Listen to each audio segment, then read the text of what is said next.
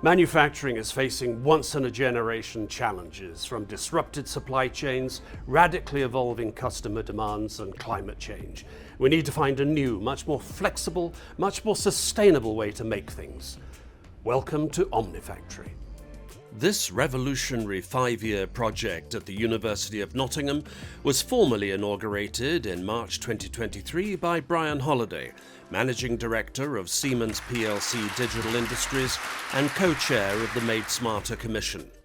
Innovate UK have provided core funding of close to £4 million, with further support from the Made Smarter Innovation Research Centre for Connected Factories. Omnifactory comprises hardware from multiple sources, connected on a backbone of Siemens hardware and software to create a step change in manufacturing that large OEMs are already taking advantage of.